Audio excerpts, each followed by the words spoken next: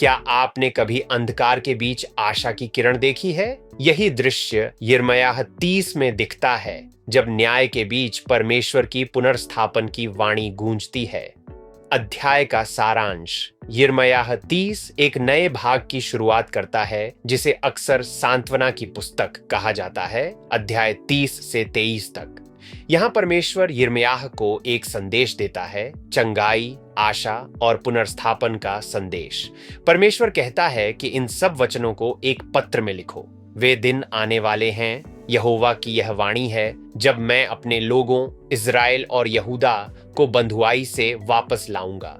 वर्तमान में वे पीड़ा झेल रहे हैं। यह याकूब की क्लेश की घड़ी है, परंतु परमेश्वर कहता है कि यह अंत नहीं होगा, बल्कि मुक्ति में बदलेगा। मैं तेरा जुआ तेरी गर्दन से तोड़ दूंगा और वे फिर से मेरे दास होंगे। परमेश्वर वादा करता है कि वह घावों को भरेगा, भूमि को लौटाएगा और आनंद को पुनः स्थापित करेगा। शत्रु दंड पाएंगे और लोग फिर से यहोवा को पुकारेंगे। अध्याय 1 दृढ़ वचन के साथ समाप्त होता है, तू मेरा जन होगा और मैं तेरा परमेश्वर।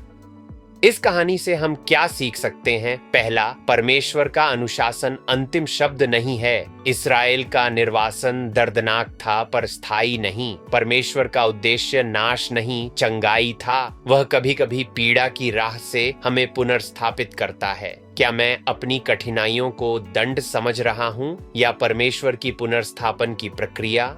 दूसरा, परमेश्वर अपनी प्रतिज्ञाएं निभाता है। पीढ़ियां असफल रहीं, फिर भी परमेश्वर ने अपनी वाचा नहीं तोड़ी।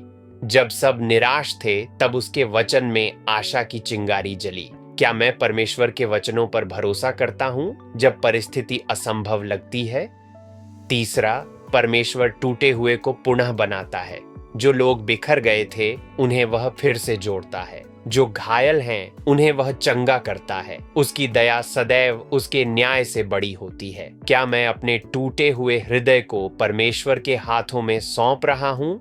प्रभु, धन्यवाद कि तू नाश करने वाला नहीं, बल्कि पुनर्स्थापित करने वाला परमेश्वर है। जब जीवन कठिन लगे, तब मुझे तेरी योजना पर भरोसा करना सिखा। मेरे विश्वास, मेरी खुशी और मेरी आशा को फिर से नया कर। आमीन।